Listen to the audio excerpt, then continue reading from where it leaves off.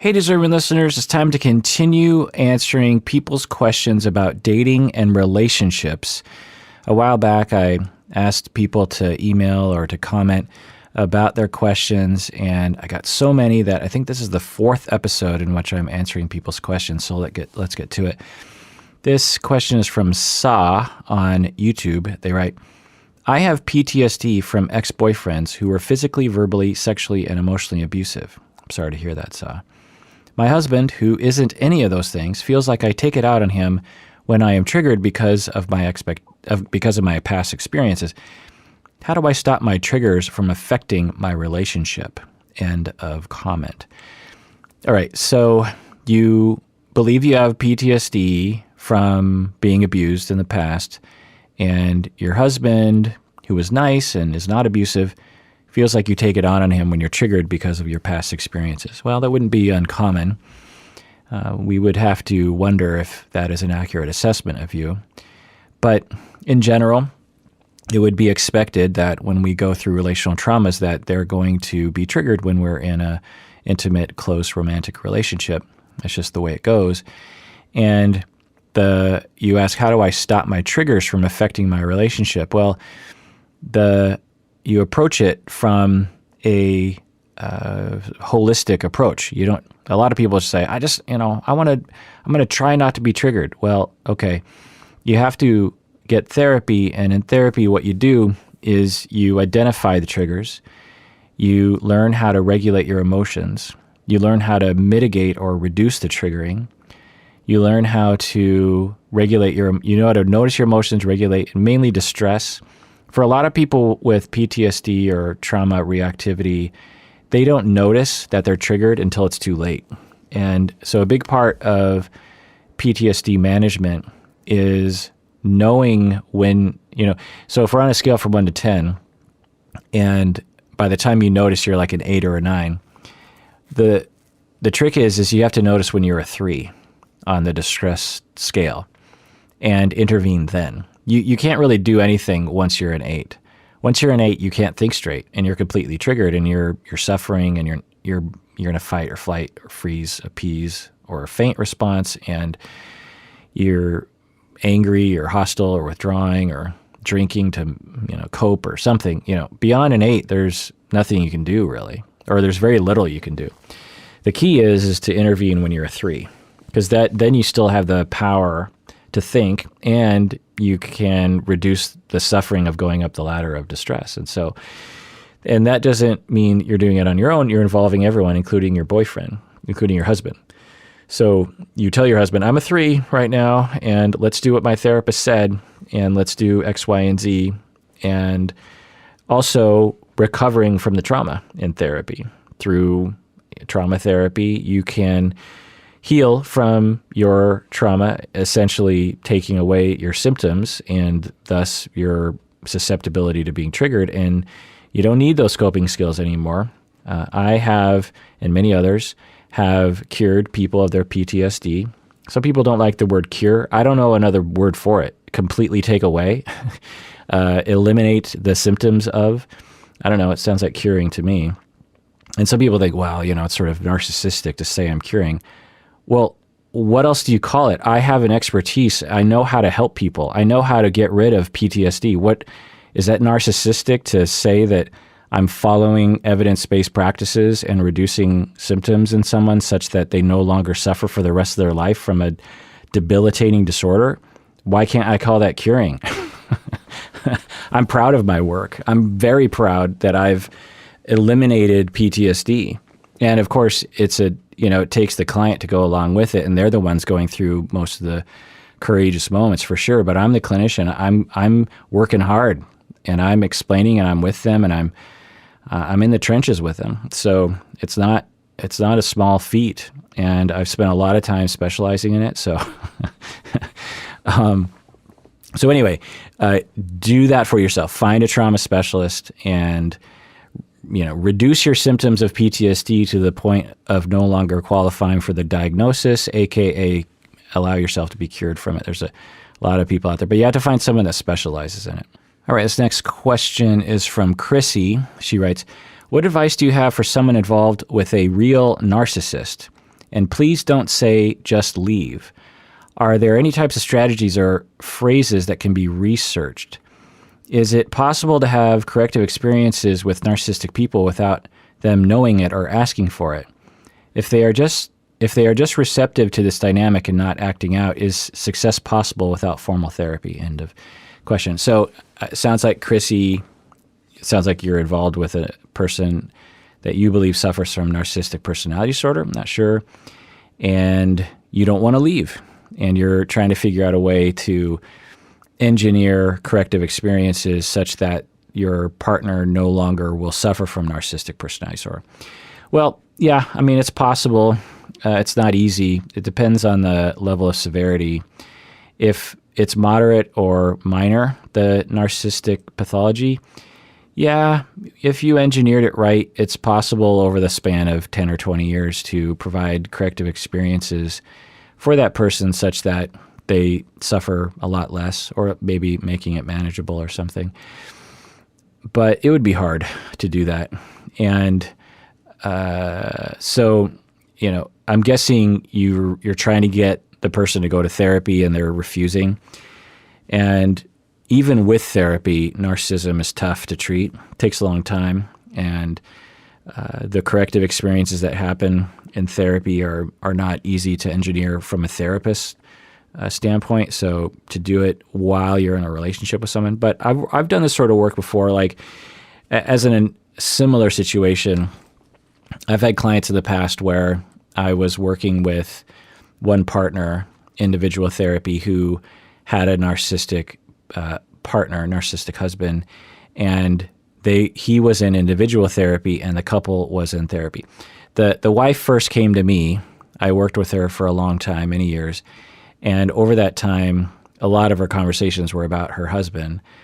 And I talked with her about recovering from her own traumas from him and from her childhood, such that she differentiated enough to really change the system. She came to me with the configuration of the system was really quite abusive emotionally, where the husband was abusing her frequently and verbally and emotionally, and she would just sort of take it. And then through talking with me, she learned she didn't have to take it. She recovered. It was very hard work, and she drew boundaries. And she said, "I'm no longer going to take that." And she stood up for herself in very healthy ways, very nice ways. And this really threw him for a loop, and he was very, discombobulated for a while. But ultimately, it was good for him because he started really looking at himself and going like, "Wait, something's wrong here." And he sought out individual therapy, and then the two of them went to couples therapy. And this is, over the span of, 15 years or something. And he worked on himself. And so one could say that with her therapy with me, she learned how to change the way that the two of them interacted such that he was given the space to figure out that he needed help for himself. And then he proceeded to go to therapy. But it was slow going. His traumas ran deep and were not easily washed away. But they changed their dynamic, and she didn't want to leave. A lot of people were telling her to leave him, and anyone who would have heard her story would have thought she should leave, or at least that she would be justified in leaving. But she didn't want to. She loved her husband. She loved her family. She thought about leaving for sure. There were moments, but overall, she wanted to stick it out, and she stuck it out through a lot of thick and thin. And in the end, she told me that he was changing, and he still had issues, but it was a lot better. And the abusive behavior, really decreased by 95% or something. And, she stood by her decision. This next person, Una. Now, backing up, I'm not saying everyone's supposed to do that. I mean, by no means. If you're being abused, and you want to leave, then of course leave. But you don't have to leave if you don't want to. But you really should look at why you don't want to leave. Do you not want to leave because you're afraid of being hurt, or do you not want to leave because you still believe in the relationship? And those can be hard to distinguish sometimes because you might have to dig down really deep. Una on YouTube says, "Can a relationship really be salvaged once it gets abusive is leaving the only option when abuse occurs? Yeah, I feel like I just answered that question. But to expand on it, there are couples therapists out there, like myself, who will absolutely work with couples where abuse is taking place below a certain threshold. And I've done it before. Couples therapy can be a very effective way, evidence-based, to treat domestic violence. It depends, and you have to work with a couples therapist that really knows what they're doing. Otherwise, they might run the risk of placating or enabling the abuse. It's very complicated. But some of I've treated perpetrators of domestic violence in my career. They committed a crime of domestic violence, were court mandated to go to a year of group therapy for perpetrator treatment, and I worked with them and learned a lot from that. It was early career. And then subsequently, in couples therapy, I would occasionally come across people on the spectrum, and I would work with them. And there are ways to work with them. There are kind of different phases. Like in the beginning phases, I won't label it as abuse, but I will definitely validate the victim and tell them that they don't need to put up with that in so many words. But eventually, I will label it as abuse. I will turn to the abuser and say, what you're describing is abusive. And let me explain why I use that word. And I feel it's very important that I use that word. I don't want to shame you. I know that you've been relationally traumatized, and I know you're very reactive, and I know you can become overwhelmed, but what you're describing to me is abusive. And let me tell you why. It's abusive because you're making the other person walk on eggshells around you all the time. Your anger is okay, but the way you direct your anger is so aggressive and scary to your partner that they feel like they have to placate to you in order to survive. They feel they can't say what's really on their mind for fear that you're going to explode. And that is the definition of abuse. And you might not see yourself that way, but that's what you're doing. And I'm here to help you to stop that. And I'm here to listen, and we're gonna work on it. And if you want to salvage this relationship, this is priority number one. And there's two things that need to happen. One is the victim of the abuse needs to know that that's what they're experiencing and that they get that validation. And that you, the abusive person, the person that is doing the abuse, needs to really look hard at your behavior. There's a big difference between advocating for yourself, expressing your feelings, and terrorizing someone. And you're not terrorizing your partner all the time, but you're doing it sometimes. And I know you don't mean to, really. I know that this emerged from your past, and I know that you're a good person. You're a moral, good person, but you are, one could say, accidentally creating an environment that is abusive for your partner, and let's aim to stop that. And that means that you have to be humble. That means that you have to means you have to admit to yourself that you have this problem. And it means that you have to work with me on it. And these are going to be some hard conversations. So I've done that kind of work with people, and there's various different degrees of that. For some partners, it's an ongoing thing that they engage in, the perpetration of intimate partner violence or high control. And for some people, it's just occasional. There are some couples that come to me where they will describe one incident in which that happened. In our society, and maybe even clinically, we tend to bifurcate people into two camps. It's like you're either abusive or you're not.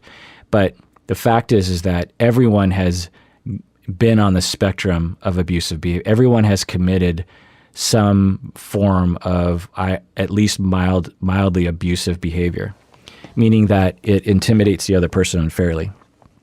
And when we're upset, when we're activated, when we're traumatized, when we're triggered, when we feel put upon, or we're drunk, or something, we will do a lot of different kinds of behaviors. And if we engage in behaviors that scares the other person into submission, and makes them walk on eggshells, then according to at least the broad clinical definition of abuse, that's abusive. Very few abusive people identify themselves as being abusive. Most abusive people identify themselves as expressing their feelings and justifiably advocating for themselves.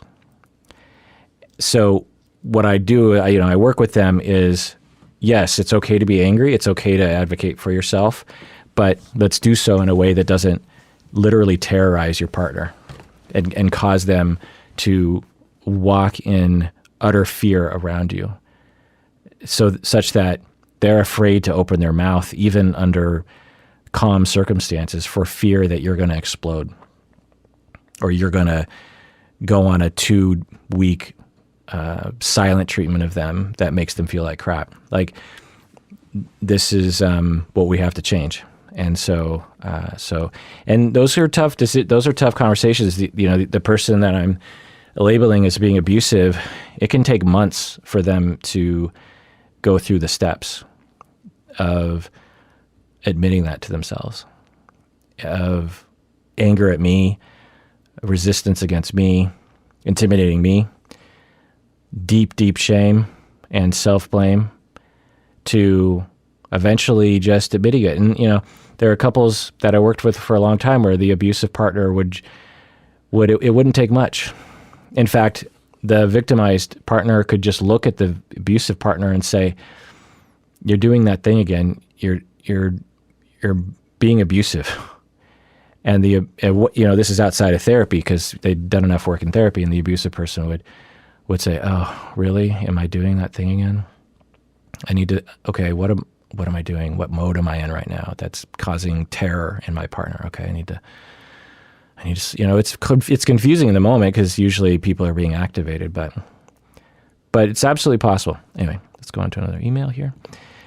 So backing up, having said that, there are pitfalls to treating people with domestic violence because, like I said, you could placate it or enable it. And literally people can be murdered.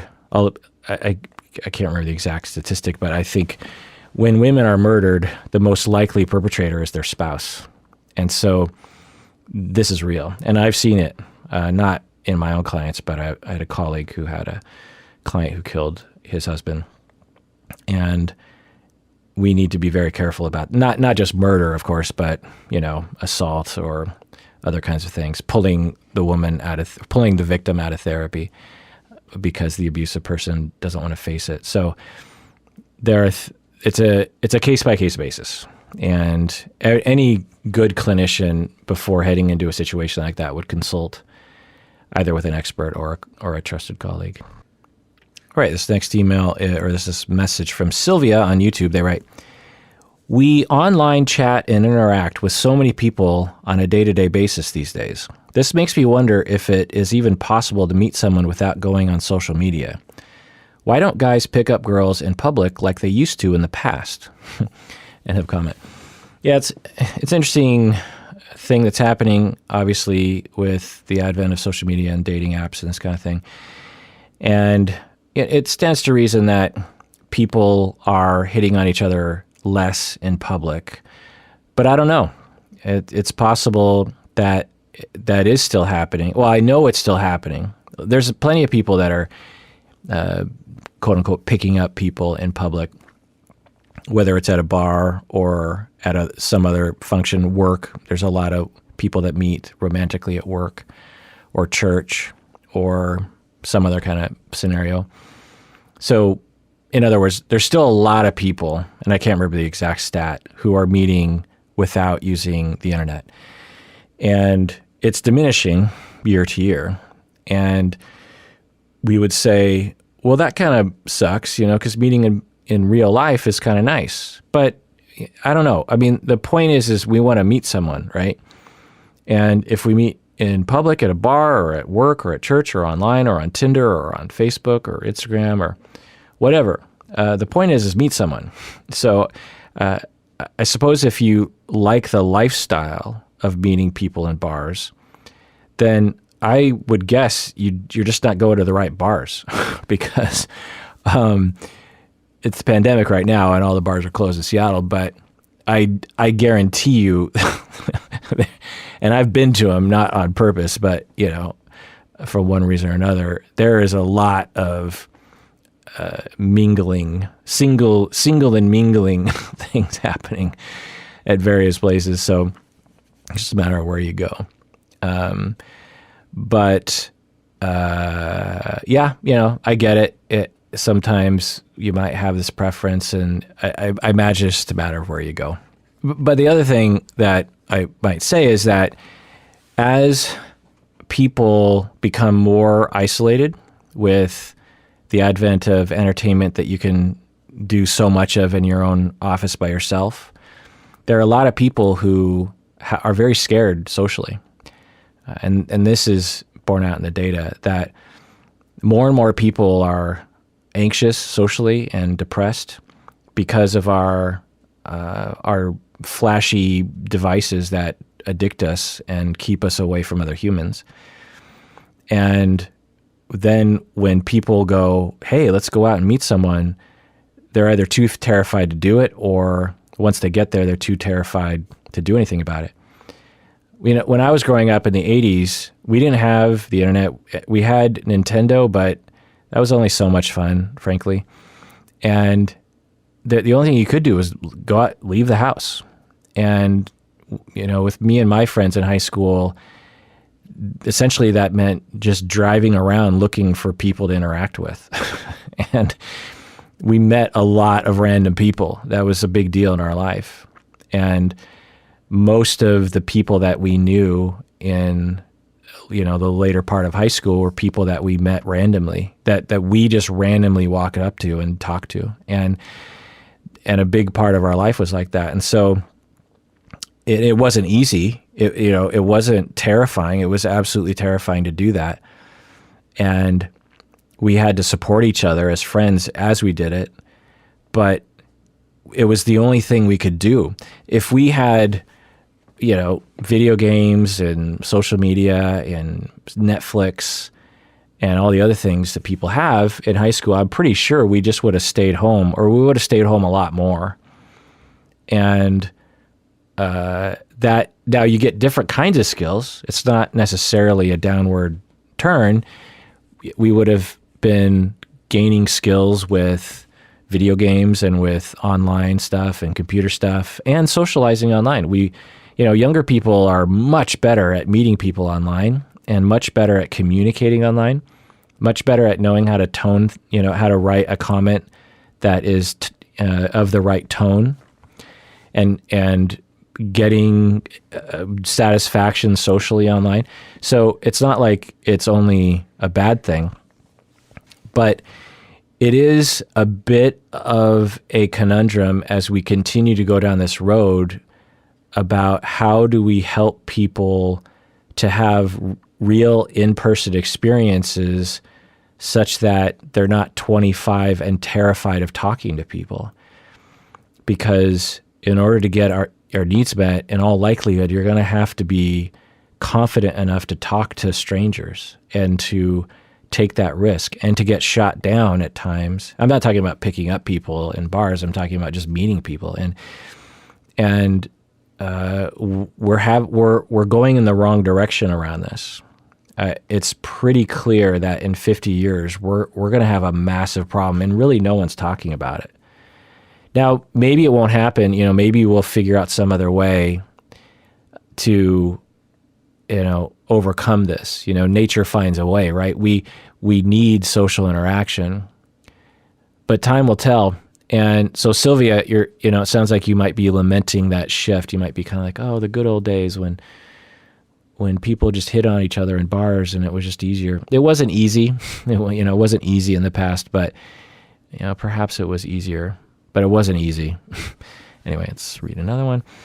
Anna has a similar question. Why is dating so hard in this digital age? Are dating apps making us better or worse at connecting? How can one look for real commitment? How can one looking for real commitment find success by using dating apps? Well, so a similar kind of discussion. And now the narrative, of course, is we live in this hookup culture, and young people are sort of vapid these days, and they just want to have sex, or boys just want to have sex, and I don't know. I think the data points in that direction, kind of, but it certainly isn't as dire as a lot of people point in it. I think what happens is dating is hard. Yeah, I grew up, like I said, before the internet, and it wasn't like dating was easy back then.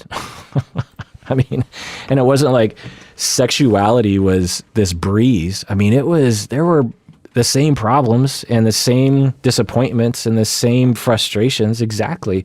If anything, right now, it's a lot better. But, an improvement on something that sucks, it still sucks. And what people do today is they're like, well, there must be something wrong with dating apps. It must be Tinder's fault. It must be social media's fault. Well, before we had all these things, it sucked, and we didn't have anything to blame. It just sucked. Dating sucks, particularly when you're young. There's a wide variety of maturity levels, one. Two, there's a wide variety of goals in life. You can have a 20-year-old who is absolutely ready to get married and have kids, and you could have another 20-year-old who will never want to get married and have kids. And the last thing on their agenda is getting married and having kids. And those two 20-year-olds can meet on Tinder and date and have a massive incompatibility crisis and wonder, oh, what's wrong with Tinder? And I'm like, no, it's normal to date and discover incompatibilities. It's normal to date and have a lot of foibles. It's normal to fail, as they say. It's not a failure. We have this expectation that, well, with all these dating apps, we should be able to meet the perfect person, right? No. It's tempting to believe that. And if you would have asked me 30 years ago, in the future, everyone's going to be dating online. You're going to fill out these profiles and personality tests, and you're going to be able to shop around. And do you think that would increase the likelihood of meeting your soulmate? And I'd be like, well, yeah, because before the internet, you just had to wander around the city and hope you bumped into them at the right time. And it was like, how do you find your soulmate without the internet? You literally just had to wander or hope that on a Friday night they happened to go to the same party you did, So it was not, so it seemed, but it seemed like it would help, and it seems like it might help, but it certainly hasn't made it easy, right?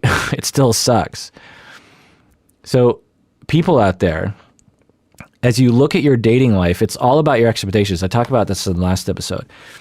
If you head into dating saying, this is going to be glorious, it's going to be all good times, and I'm going to meet my person, and it's going to be great. No, I mean, maybe, but not likely. If you decide you want to date, which is one of the only ways you can really meet your soulmate, or one of your soulmates, then you are agreeing to the following things. You are agreeing to be dumped. You're agreeing to dump other people. When you start dating, the likelihood is that you're going to date, I don't know, at least a dozen people, if not hundreds of people, before you find the one. So that means that in all those other relationships, whether it's 11 or 300, someone is going to have to dump somebody. It's pretty rare when both people dump each other at the same time. It happens, and that's the best case scenario. But usually it's one person dumping the other, whether it's after the first date or after 3 years. Someone is going to dump somebody. Someone's going to be the dumper, and someone's going to be the dumpee. That's what you're agreeing to. And we understand that, right? It's logical. So to head into dating and going like, well, I don't want that to happen. Well, I mean, unless you randomly happen to meet the right person right at the first person, then, which happens sometimes, then that's what you're agreeing to. So the other thing that you're agreeing to is you're going to meet some real duds. You're going to meet some angry, aggressive, horrible human beings. You're going to meet some psychopaths. You're going to meet some narcissistic people. Why? Because you can't possibly screen those people on Tinder, or even if you met someone at a bar, you're just not going to be able to detect. You're going to date people who are heavily addicted to something and have massive problems with their addiction. And you won't realize it until you're 3 months into the relationship. That's what you're agreeing to. You're going to date someone who's going to cheat on you because they have issues of various sorts that result in them cheating on people. You're going to be tempted to cheat. You might cheat, you know? You're agreeing to dating people who might be very ambivalent or might be very shady about the way that they tell you whether or not they're dating other people, because that's how they like to date. They like to be very shady about that. No, I'm not dating other people, when they kind of are. That's what you're agreeing to. You're agreeing to dating people who on the third date might look at you and say, yeah, I don't like, you know, you're agreeing to things that are likely to happen because you're entering into the human race. You're not entering into a rom-com that doesn't exist. You're entering the real human race. And there is a wide variety of humans out there, all of which you have a chance of meeting. And anyone who's dated can attest to that. They'll just be like, wow, am I learning the range of humans on this planet? I've met this sort of person and that sort of person. And it, you know, it's going to happen. Everyone has traumas to varying degrees. Everyone has personality problems to varying degrees. Everyone has issues to varying degrees. And you're going to be the victim of that. And you're going to victimize other people with your issues. And that's going to happen. So as you head into dating, you're heading into one of the most messiest processes of the human race that's ever existed. And it existed messy before the digital age. So people out there, don't blame Tinder for humans. Now, I'm not saying you have to date. You don't have to. But when you head into it, don't think you're heading into a fantasy world. It's a crazy jungle, you know? And the thing I said in the last episode was accept it and deal with reality and then enjoy it for what it is and enjoy the moment. You know, so much of the frustration that people experience in dating is, but I haven't met the one yet. And I've had to date, 6 people for about a month and I get my hopes up and then they dumped me. And so I don't want to date anymore. And if that's your choice, then by all means, that's your choice for sure. But sometimes what that means is you headed into dating with the expectation that that wasn't going to happen. But that's like kind of a best case scenario. There are stats on this, but for a lot of people, a good number of people, well, I'll give Bob as an example. He online dated for years, and I think it was 300 or 500, something like that. Somewhere between 300 and 500 women he dated in the Seattle area before he met Colleen, before he met the woman that he's been married to for, 10 or 15 years now. It's a numbers game. If he gave up after the first 100 messy experiences he had, he never would have met Colleen. Now, I'm not saying everyone needs to do that, but to me, he had the attitude that you need to have, which is, I'm doing this thing, whether it's messy or not, and it's going to be messy. And I'm still a good person, and I'm going to go to therapy, and I'm going to talk about it, and I'm going to get support, and I'm going to give it my best. And people are going to dump me, and I'm going to dump other people, and that's just how it is. And I'm not going to give up. I'll take a break every now and then, but I really want companionship. I'm going to make this happen. And that's how you do it. And that can be demoralizing for sure. And I know some of you out there are just like, but I don't want to. It's, and if you've been traumatized in some way, then that's going to, get into there, and that's going to complicate things. So it's not easy. And I don't want to make it sound like it's easy for everybody, but that's what I'll say about that. And get support. And the other thing I'll say is, in our society, we tend to look toward our romantic relationships as our only way to meet our attachment needs, which if you're having trouble with dating, then look toward other relationships. Look towards family, look towards best friends to meet your attachment needs. You might not get your romantical needs or your sexual needs that way, but you can get a good majority of your companionship needs met through non-romantic relationships. All right, let's go into another email. All right, this next comment is from JP Ivy. What are the pros and cons of being in your 30s and dating someone 20 years older? What are the pros and cons of being in your 30s and dating someone in their 50s? I don't know what the research, and I'm guessing there isn't research on that, but I'll say there's nothing wrong with dating someone 20 years older than you, although society would like to think there's something wrong. Research shows there's absolutely nothing wrong with it. There's a little higher likelihood of the relationship ending with divorce, but it's not a strong signal. But anyway, I'm just trying to, so if I was just to speculate, pros of dating someone 20 years older, I don't know. I mean, because someone in their 50s, as opposed to someone in their 30s, it's hard to generalize. You know, the common generalization is, well, if you're in your 50s, you're more mature, but that's not necessarily true, right? Or if you're in your 50s and you have more life experience and you can da-da-da, but that's not necessarily true. I mean, because by the time you reach your 30s, there's not a huge leap between your 30s and your 50s. There's changes for sure, but we're not talking about as fundamental of a change as when you're 15 to 25, right? Pros and cons. I mean, I guess I could rattle some random culturally notions out there, but I don't know. I can't think of anything generalizable, so I'm going to move on. All right, this new question is from June. They write, I've been in a relationship for 5 years. I'm 21 and he's 31. And he's slowly starting to talk about settling down with me. I feel like I might be missing out on something if I do settle down with him. How do I overcome this? End of question. Okay, June, you're saying so you started this relationship when you were 16 and he was 26. That's a little bit of a red flag there because it's a pretty big difference between 16 and 26. In a lot of jurisdictions, that's flat out illegal.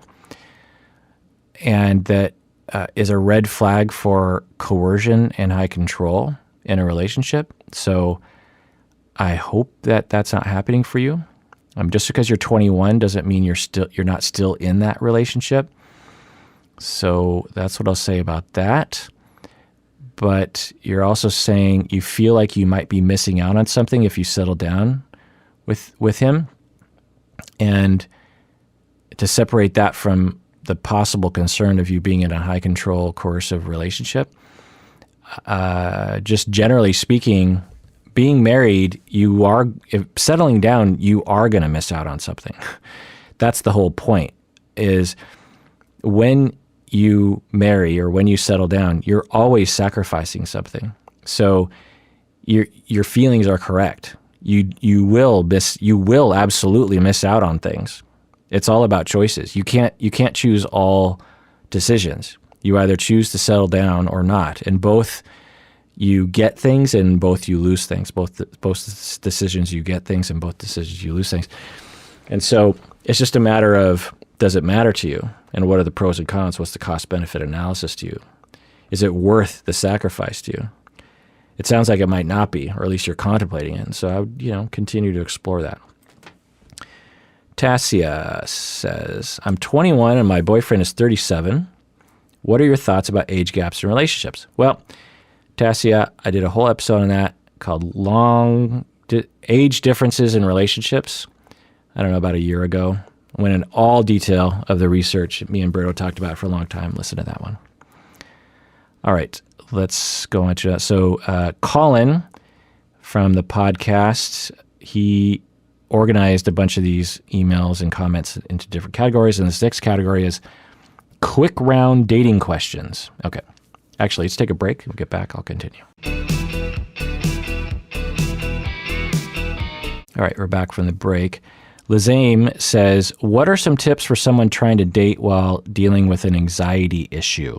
Well, treat your anxiety. So go to a therapist, work on your cognitions, work on, I'm guessing exposure therapy would help, work on your schemas, your narratives, because you don't, dating while anxious will have a lot of problems. So you want a very robust treatment strategy for that. And people with anxiety out there, a lot of people are suffering from anxiety.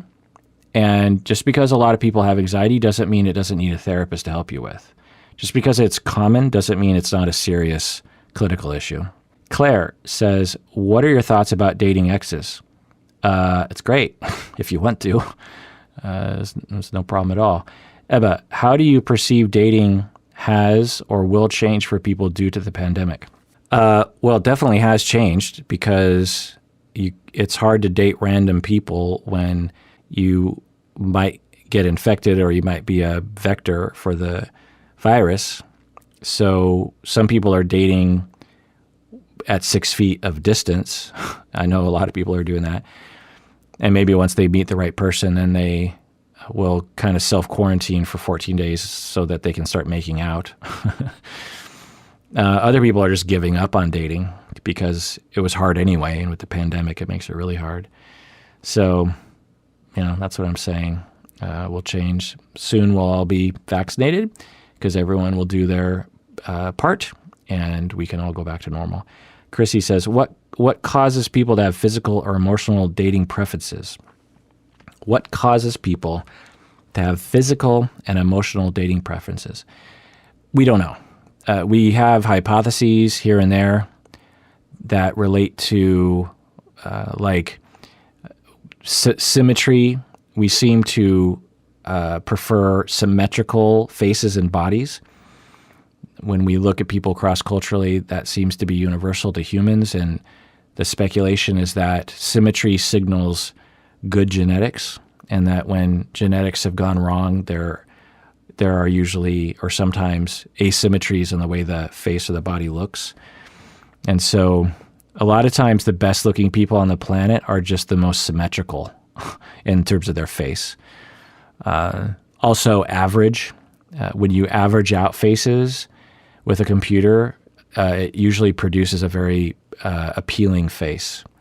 So that's another idea, is that we're looking for symmetry and normalcy. The best looking, we tend to think of, good looking people are at one end of the spectrum.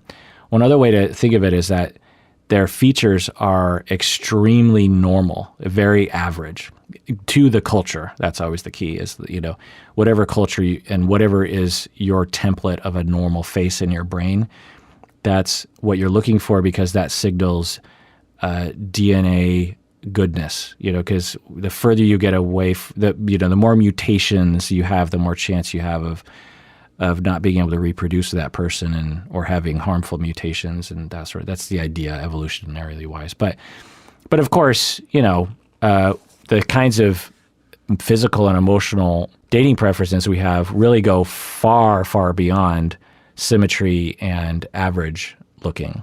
I like tall people, I like short people, I like brunettes, I like people with this, I like people who have, who like to bike ride on the weekends, And these are this evidence of just how complex we are as humans. And, there are various different ideas of this. One is that, whatever we were imprinted on when we were young. So say you're 13 and you have a huge crush on someone, which wouldn't be uncommon.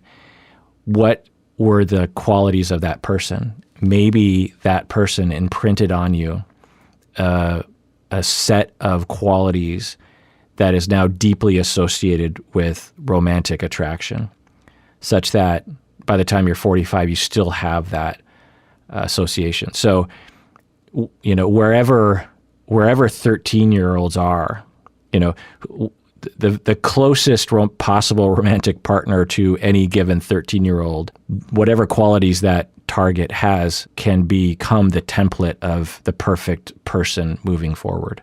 There seems to be strong evidence for that. Other things are just looking for people that are similar to us, or maybe people similar to our parents. Anyway, there's, of course, it's all just speculative and case-by-case basis. Jamie, how do you reassure your partner as a polyamorous person in a monogamous relationship? How do you reassure your partner as a polyamorous person in a monogamous relationship? Well, I don't really understand that question, Jamie. Either you're the polyamorous person or the other person is a monogamous person. I'm guessing you're the polyamorous person and your partner is the monogamous person.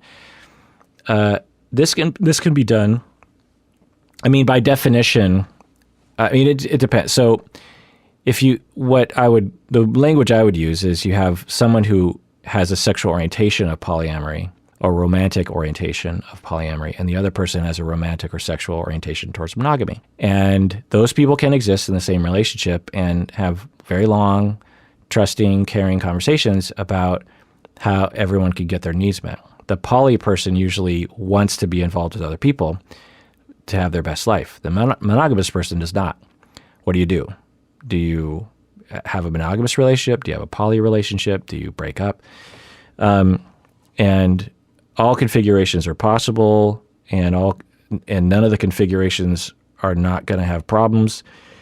Even two poly people have problems. Two monogamous people have problems. So it's just a matter of working through those feelings and listening to each other and taking it slow, and not doing anything without everyone being on board.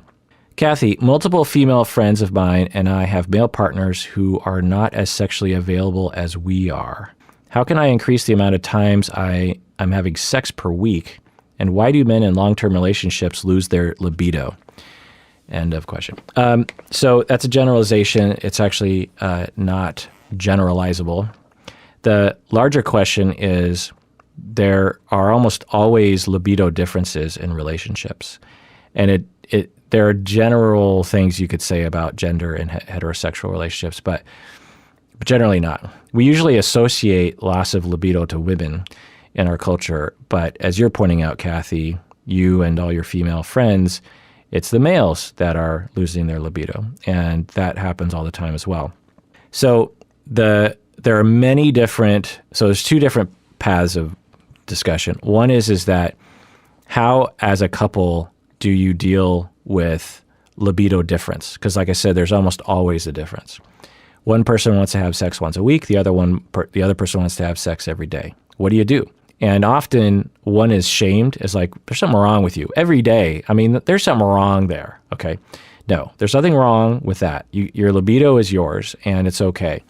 It doesn't mean you get your way, but it means that you're not wrong. And it means that you enter into a conversation. Now, maybe you only have sex once a week, but it means that you talk and you work it out and you maybe try different approaches and see what works best for everyone. And so there's that topic. The other topic is just lack of libido or losing one's libido. And there are many different things to talk about, too many to even list in a short summary. There are so many roads to a loss of libido. Also, even the phrase loss of libido implies that something was lost. It could just be a change in their life. Some people just change, and one year they want to have sex a lot, the next year they don't. And that's okay. We don't have to pathologize that. It doesn't mean that we don't talk about it as a couple, but there's a lot of things to say. And in couples therapy, individual therapy, sex therapy, we create a lot of space for education, normalization, discussion, validation. It takes a lot of time. And if you read, Vogue magazine, how to spark your sexual life, and these tips are fine, but they imply somehow that if you involve food while you're having sex, it'll bring that spice back to your life, and it's not likely. I mean, they're just so, let me just rattle off very quickly, like 1% of the possible roads to take when you're trying to work on libido. Hormonal changes, i.e. birth control pills, sexual traumas, not having the sort of sex you want to and not being able to communicate about it, depression, anxiety, work stress, children, pets, not getting enough sleep, sleep apnea, diet, shame, sexual shame, body shame, big one these days. Some people literally cannot look at themselves in the mirror naked. Some people literally cannot even get naked around their partner. I'm not saying you're supposed to, but I'm saying, and it's not because it's just a mild preference, it's because they are deeply ashamed of their bodies. And so some people literally don't want to have sex because they don't want to not only have their partner see their body, but they don't want to experience their bodies. They want their body to be something that they don't have to recognize because they're so ashamed of it. And so, in having sex, you are often intimately put in a position where you have to acknowledge the way your body is. And anyway, so those are just, like I said, 1% of the possible things. And just those things, I hope people understand, some of them are like a lifetime of therapy to work on. They're not easy. So that's what I'll say about that. Nutica says, why do we as a society glorify significant others and refer to them as completing the other person? Well, there's nothing wrong with romance. There's nothing wrong with narrativizing or, creating meaning out of companionship in that way. So we don't want to look down on people that say that, you complete me, that whole thing. But there's also nothing wrong with not being able to really relate to that and saying, romantic relationships are great, but, I'm not going to say that that person completes me. That's okay too. Shouldn't each individual be whole and content in themselves before getting into a relationship? That's complicated. And of course, in society, most people are going to agree with you. They're going to be, you have to, shouldn't each individual be whole and content in themselves?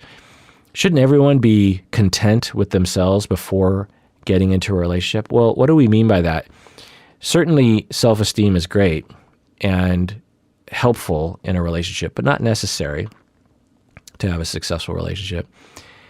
2, we are not creatures that live by themselves. We are social creatures. And so whether it's romantic relationships or otherwise, we need relationships.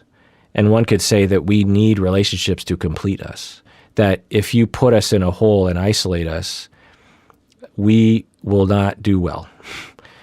And the pandemic is kind of showing that, right? That we cannot live without other humans. We need contact, we need relationships. And so so sometimes I wonder when people say you need to be okay on your own before you can date. I wonder if that's an unrealistic expectation of humans, that somehow you're supposed to be completely okay alone, and then and only then can you be in a relationship. I don't think that's true. Having said that, if someone is in a constant state of running from their traumas through relationships, then taking the time to recover from their traumas through relational therapy, by the way, would be in order. Mora says, I found out I was cheated on recently. I still have a lot of anger and pain, but we're trying to work things out. A lot of the memories I shared with them are now spoiled. How do I get beyond this and find pleasure in the memories we share again? What are some ways you can show your boyfriend that you appreciate love? Oh, it's a different question from the same person. Okay, Mora, so you're saying that you were cheated on and you have a lot of anger and pain, very normal. You're trying to work things out, and you have a lot of memories that you shared with your partner that are now spoiled. And you're asking, how do I get beyond this? And I get this question a lot, this sort of question. How do I cope? How do I move on? How do I get beyond this? You don't. Those memories are spoiled. And that's what happens when you're cheated on. That's what happens. It doesn't necessarily ruin the relationship, right? But it affects it. And you've been affected. And it's going to take a long time. And typically this takes months, if not years, of hard recovery therapy, by the way, before those memories can look good to you again. So that's what I'll say about that. Simu says, a guy I'm talking to says he likes me, but will then ignore my calls. He'll send me really small, how are you doing texts every couple of days, but never initiates meetups, usually saying that he has a lot going on. This has gone on for months. At what point should I leave this situation, especially since I like the person back? I don't know, Simu. It sounds like a tough situation. You like them, you're reaching out, and they refuse to meet up, and they say they have a lot going on. Now, certainly a lot of people would say, he doesn't like you. He likes you as a friend, or he likes flirting with you, but he doesn't like you enough, because if he liked you, he would want to meet up with you, right? When you like someone, you want to meet up with them, unless it's a pandemic, right? So it could be an absolute signal that he is very overtly kind of, telling you that he's not into you, he doesn't really want to date you. And you say, but who knows? Maybe he's anxious. I don't know. Maybe he doesn't know that you like him. I don't know. There's too many options. You say, at what point should you leave the situation? Well, when you want to. Leave it when you want to. Do you want to leave the situation? Then leave it. Have other options available. If this is this meeting your needs? I guess would be the question. Is this relationship with the guy meeting the needs that you're trying to get met? If not, then find someone that does. You deserve that. Annabelle, how do you maintain your own identity independence while in a relationship? That's an interesting question, Annabelle. How do you maintain your own identity and independence while in a relationship? Well, this is a squishy area as well, because getting back to what I was saying before, we don't necessarily need to in order to get our needs met. We have a need for an identity. We have a need for some independence, but usually where this question is coming from is from people that when they are in a relationship, they really forego who they are. And so I'm guessing that's where it's coming from. Based on their relational traumas, their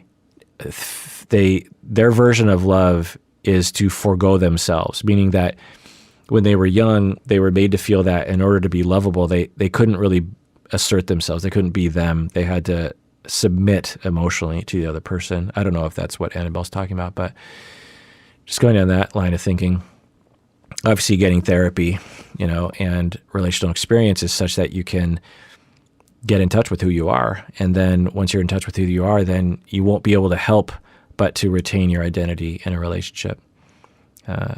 So that's a very short answer to that. Hate1C3, I don't know, does that spell something? Says, I'm really suspicious of coaches because they act like therapists but have no credentials.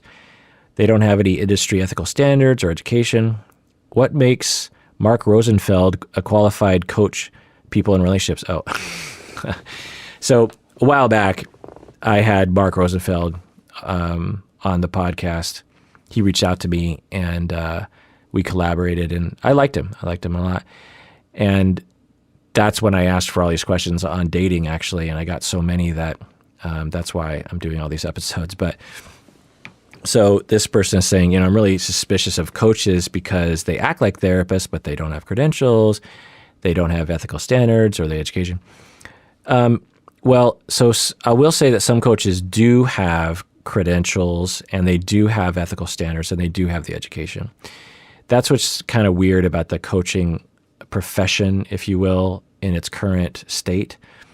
There are people who have a lot of education and are very good. I had a colleague, I guess I could call him, in Seattle who was a coach, and he was not a clinician, and we shared a lot of clients. He would actually send me a lot of clients. A lot of people would come to him because he was a very good coach, and people would, he had a really good word of mouth, and people would go to him, and then he would realize, I think this is a clinical issue, and he would refer all his clients to me, or a lot of them anyway. And he was very good. I don't know what his credentials were, but people really appreciated his service, So you can have those kinds of people, and you could literally have a 13-year-old who calls himself a coach. A 13-year-old could say, I'm a life coach, So it's that kind of label. It's not regulated. It doesn't have a professional identity that's strong. It's developing. And in all likelihood, 20 to 40 years from now, there will be a state-regulated label of coach. It's just a guess, given how things are headed. And you will need a degree, and there will be ethical standards, and there will be education requirements, and there'll be a licensing process by the government. It's probably going to happen because actually that's the way counseling used to be. Way back when I was starting, you had registered counselors. Well, I won't go down that road. It's just kind of boring road. But anyway, point is that you have some coaches who are very qualified and some who are not. And yeah, and what makes Mark Rosenfeld qualified to coach people on relationships? Well, you have to ask yourself, who is qualified to coach people? Okay, so according to the various definitions of coaching, literally anyone is qualified to coach people because it's not a clinical degree and it's not regulated, and there is no set ethical standards that is adopted by the consensus. There are ethical standards that have been developed, but not every coach adheres to those ethical standards. In fact, I would say a minority do. And those ethical standards include when you have a clinical issue, you do not treat it, you refer them to a qualified mental health clinician. So what makes Mark Rosenfeld qualified to coach people? There's no definition of qualifications. And this is important that people understand, that when you hire a coach, you understand that there is no regulation on that person. Now, that person might follow ethical guidelines. That person might follow a certain code of education requirements and whatever, but there's no guarantee. There's also no guarantee that if you go to a clinician that you're going to get treated well. So it just raises the likelihood of getting a good service, an ethical, effective service, when you go to a licensed, ethically trained person, like in my field of marriage and family therapy, or a psychologist or something. It raises the likelihood that you're going to get a good ethical service, but doesn't guarantee it. Now, are some coaches out there doing very questionable things? Yes, but for sure, I've heard stories, and there have been studies, that some coaches will say that they don't do clinical work, but they very much dip into clinical work. Someone will say, I have social anxiety, and the coach will say, yep, you have social anxiety, and here's what we're going to do. That is a clinical judgment and a clinical arena. It'd be like me trying to treat someone for a broken arm. I'm not a physician. I don't have a license to practice medicine, and coaches don't have the credentials to treat mental health issues. The realm in which coaches are okay are, I'm just sort of at a weird point in my life and I don't know which direction to go. Should I move? Should I change my careers? Now, some would even say that's clinical, because there are people that say, no, it's a clinical issue, career counseling. So there's sort of a gray area there. But yeah, do some coaches act unethically and illegally? Yes, happens all the time. Do some licensed therapists in my field act illegally and unethically? Yes. So it's not just coaches. And I don't know what the rates are, but it's sort of an issue that as an industry in mental health, we need to do a better job of educating the public and working with coaches, ethical coaches, to provide education about how consumers can protect themselves, because some people might perceive like, oh, that's a coach. That person has a snappy website and says they're a coach. They should be fine, when that's not guaranteed, right? Anyway. All right, I'm determined to finish all these questions. Pete says, when does requesting something from your partner become controlling? Well, it's debatable, but The general line is when it's intimidating and the other person feels like they don't really have the freedom to say no. That's generally what we would say is the threshold of controlling. Next question from Francisca says, what should people do before getting into a relationship?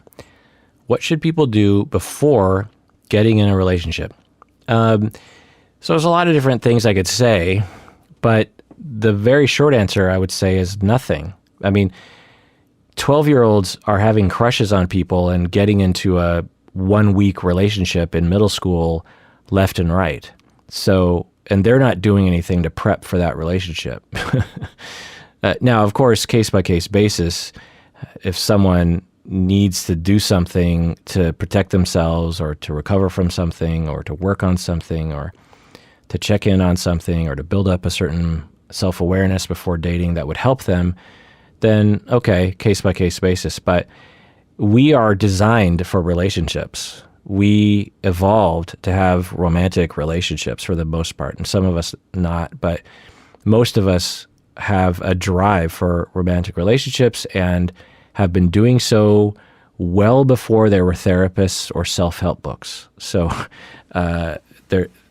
if you want to do something to prep for a relationship, then great, but generally speaking, people don't have to do anything. They just have to muddle their way through it. All right, here's another poly question. Sophia says, what do you do if you want an open relationship with a partner who doesn't want an open relationship? Well, it depends on a lot of things, but if you want to preserve the relationship with that person and you also want to start dating other people, then the ethical thing to do is to attempt to convince your monogamous partner to open up the relationship. And there's various different ways to open it up, whether it's just you or it's both of you or one at a time or whatever. There's a lot of ways to do it. And you only do it when the other person says, okay, let's go for it. And there are various different ways in therapy to work on this, to reassure the monogamous person that you still love them and that you'll be there to talk about things and whatever. And sometimes opening a relationship just means that you flirt with other people or you just go on one-night stands with people or that you both have sex with, just a lot of different, things that people are looking for. But you don't do any of those things until the other person is 100% on board and you take it slow. Now, if you're in a situation where you're like, well, I can't cope with a closed relationship, but I want to keep my partner.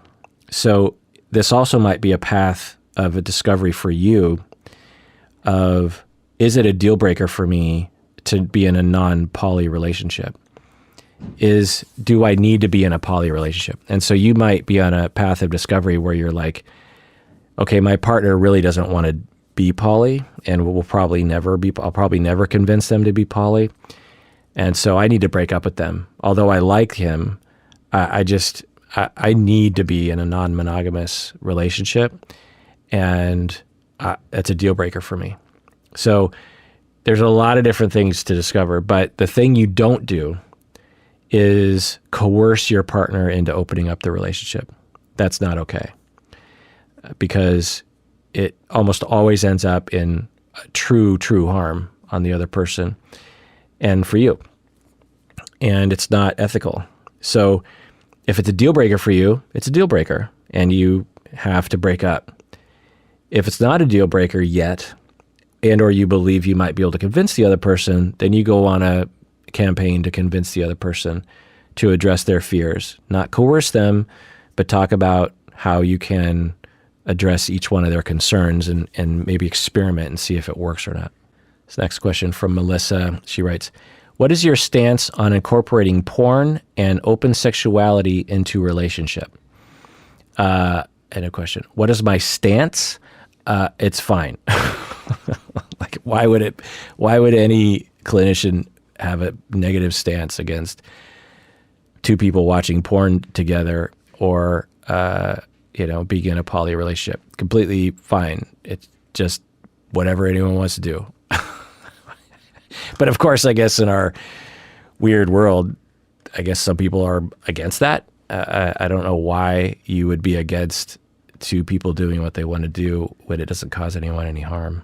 And before I get emails, yes, I recognize that the pornography industry can harm people for sure and has harmed people for sure.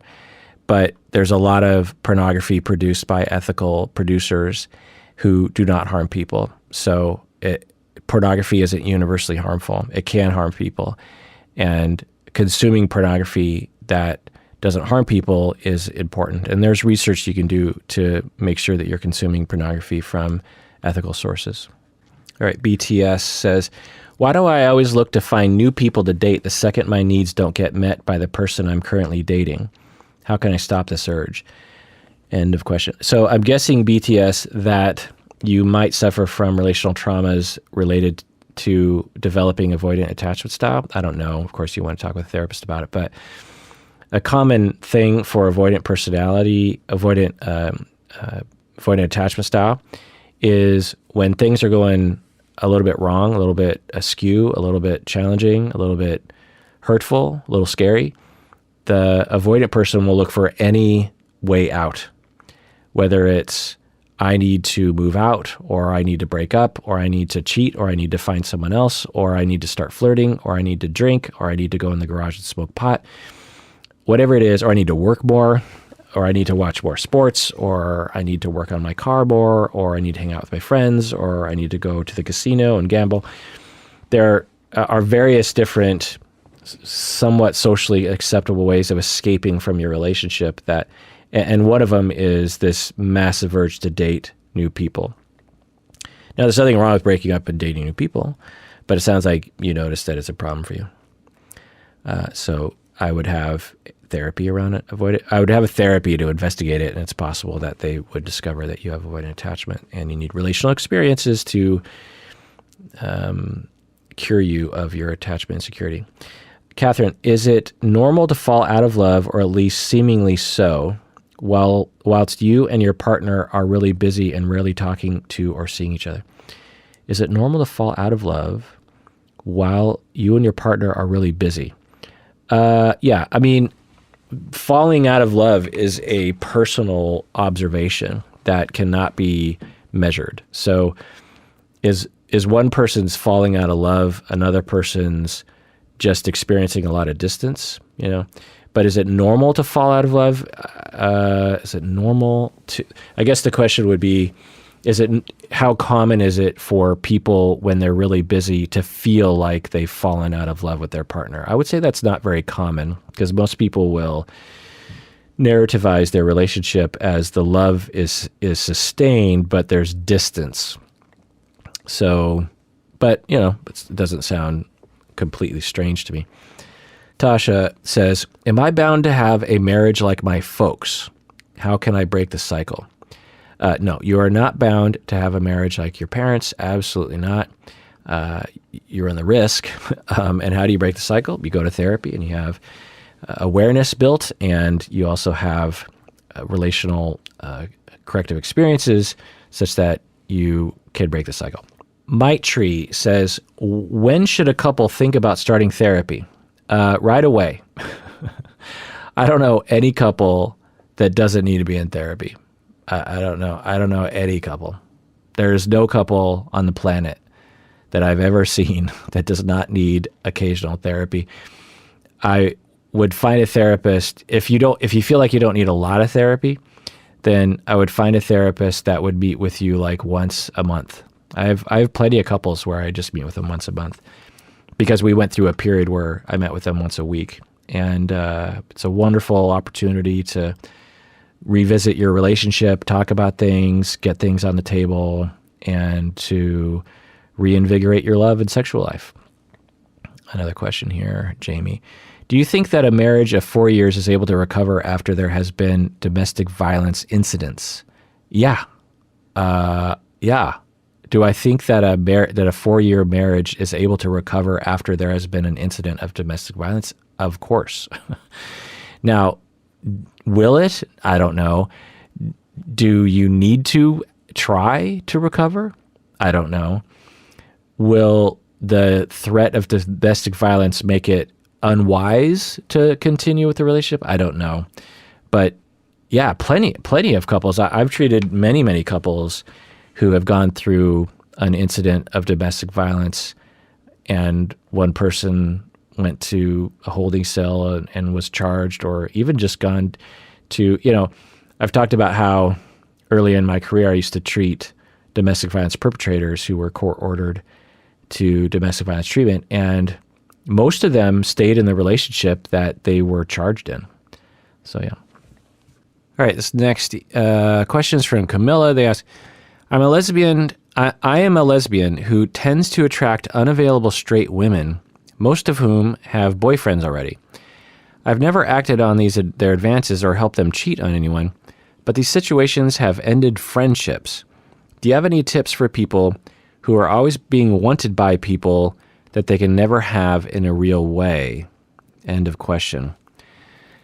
Yeah, I mean, there's a lot of different things one could wonder about the individuals that are flirting with you or trying to have a relationship with you, even though they're in a relationship. And is it some unexpressed bisexuality? Is it that they might think, well, if I'm with a lesbian, it seems like I'm not cheating as much or something? It's just a lot of different. Are these women closeted lesbians and stuck in a relationship that society is forcing them to be in? And when you come along, you show them that they can be something that they actually want to be, and then something comes out there. But anyway, your main question is, do I have any tips on people who are always being wanted by people they can never have in a real way? Well, so it's hard to know. I mean, it could be bad luck. It could be the sort of people you hang around with, just, the sort of the demographics that you hang around with. It could be that you're just extremely attractive to certain kinds of people and there's nothing you can do about that. But the one thing that, you might want to look at that you do have some control over, which is what signals are you giving off, and or are you actually secretly flirting yourself? I mean, it sounds like what you're saying is, no, I'm not flirting. I'm just, these are friends. But it's possible that unbeknownst to yourself, you might be, I don't know, giving some indication, or you're some people, when they're friends, they can be kind of flirty with their friends. And if you're a very desirable person, then some people might really go for it with you a lot. But, it's kind of blaming the victim to some extent to look at it that way. I don't know. There's just a lot of different things. I guess the more broader question that I've definitely been asked is, a lot of people, when I seem to get a lot of people around me who they instantly want to be my best friend, or they instantly want to be with me romantically, even though I'm just trying to live my life, and it's getting kind of bothersome. People at work, friends of mine, like once a week, someone will profess that they love me and they want to be with me. And it's flattering, but it's really ruining a lot of my friendships, like you're saying, Camilla. And yeah, that's a tough one. I think the people that I've known who were like that were just, they just had something about them that made them very attractive to others. And there's various different reasons, I think, why those people are the way that they are. I think one of the reasons is that they give off a very safe vibe to people, that you can be trusted, that you are true and honest and authentic and good. And when you come across someone like that, and it's rare to come across someone like that, you just want to be with that person. I could see some of the straight women coming across you if you were that sort of person, and just being like, I don't care if she's a woman, I just want to be with her. She makes me feel so good. I just want to meld with her. So that's one thing I've seen. The other thing I've seen is some people are very interesting and very entertaining, and seem slightly out of reach. And I think there is something about our species that compels us to chase things that are just out of our reach. Yeah, I think it's like when the scarcity principle, or scarcity bias, I can't remember the social psychology term, but Black Friday, you go into a Walmart and there's just one TV left. And even though you weren't really going to buy a TV, suddenly you need to have that TV. We seem to have that bias, that cognitive tendency. And I think it applies to romance too. And I think that when we come across someone that is very compelling or interesting seeming, but they're just out of our reach, I think it kicks in some kind of mechanism that causes us to chase. Maybe you have that kind of quality. I have a friend who was very much like that. She was very interesting and very bubbly and smart and creative, and yet just out of people's reach, and people just could not help themselves around her. I mean, she is a very good friend of mine, and I grew up with her, and I would just see people just falling over her to be with her. And it became like this comical thing to watch. We would go to some social event, some party or something, and and then people would come up to me. I was just like, who is that? Like, I feel like I want to marry her. I'd just be like, oh God. It was all the time. She was just breaking hearts, and she was just being herself. She wasn't flirting. She wasn't leading anyone on. She was just being nice. And another path, I think this applies mainly to women, is in our society, because of the way our genders are socialized, men are taught to chase and women are taught to allow chases, if you know what I mean. And for some women, they don't like to play that game, and instead don't have any problem just walking up to men or anyone and striking up a conversation that is platonic. And for some men, they'll be beside it. It's like, wait, this woman just comes up to me and talks to me. And from the woman's perspective, it's just like, no, I just want to meet friends. I'm not here to make romantic or sexual partners. I'm just here to make friends. And some men will not know how to compute that. And it'll like throw their entire being into some kind of frenzy, and it will make them be very compelled towards that woman. So there's those possibilities too. So a very innocent way of just approaching random people and being nice can sometimes, really just cause men to just be like, I need to be with her. That's not your fault, but it is something to think about as you sort of head into those sort of gendered arenas, if you will.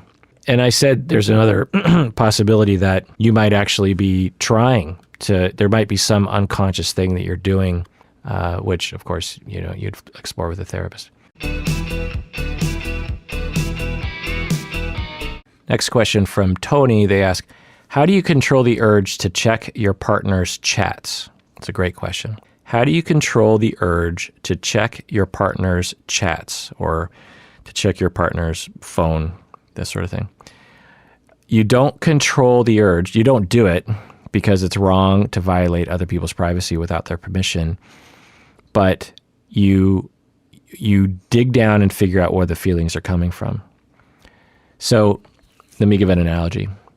Let's say that you are very thirsty and you haven't had a drink of water all day long, but you're not really in touch with your thirst needs, and you find yourself wanting to jump into a lake. You just have this urge to jump into a lake. You don't know why. And you're like, I need to stop having this urge to jump into a lake. Okay. So the trick would be, well, why do I want to jump into a lake? Let me think about it. Well, I haven't drank water in a whole day. Maybe I need to drink water. So it's not that you want to jump into a lake, it's that you're thirsty. Okay. So as you have an urge to check your partner's chats, that's not what you have an urge to do. That's not the original urge. The original feeling is attachment insecurity. And as you have that need, you're manifesting it as an invasion of the person's privacy. Because of course, if you check your partner's chats, that's not going to alleviate, jumping into a lake isn't going to relieve your thirst, right? It'll be very shocking and it'll be very noticeable. It'll be distracting in the moment, but unless you drink the lake water, which wouldn't be advised. And in the same way, checking your partner's chats is not going to address the fundamental attachment insecurity that you're experiencing. So you think about it and then you dig down deep. I must be feeling attachment insecure. How do I alleviate my attachment insecurity? Well, I build a secure attachment with not only my partner, but with many people. And when I have that, I won't have the urge to jump into the lake or check my partner's chats. That's going. All right, this is a quintessential dating question from Kat. They ask, what does one need to look for in a partner? What does one need to look for in a partner? Well, of course, it's highly personal, but some general things that I could say would be compatibility. Does the person make you feel good or bad about yourself? How does the person respond when you ask nicely for your needs to be met? Does the person listen to you? Is the person interested in listening to you? Is the person vulnerable with you? How does the person deal with their own vulnerability? Is the person humble? Can the person apologize? That's probably the biggest one I could say, because there's a lot of things. A good litmus test for a lot of problems is, can the person take responsibility and apologize? That's a big one, because if they can't, there's a lot of possibilities as to what's going on there that are not good. So maybe that's what I'll say. Look for someone that can say, oh, yeah, sorry about that. Or, oh, yeah, I did that thing, I didn't mean to, I'm sorry. It's such a wonderful quality and can make up for so many other issues. You can have so many personality flaws, but if you can deeply apologize, real, authentic, it's just, there's so many good things that can happen from that. Ali asks, what's the real reason for people's jealousy? Why is it that some obsessed people would go so far as to appear at their partner's workplace with the idea that something shady is going on, even if there is not? It's because of attachment insecurity. When you're worried about losing your attachments and you don't feel like you have any functional way of dealing with it, then you try to control because it feels like it's going to work. There's this need of I need to feel like this person isn't going to leave me, and I need to feel like this person is not going to be with anyone else, because then that will mean that they're going to leave me. I don't have a way to communicate that. I don't even have a way of necessarily knowing that. And so I'm going to take a shortcut and do the only thing I know how to do, which is to control and invade, because that will answer the question.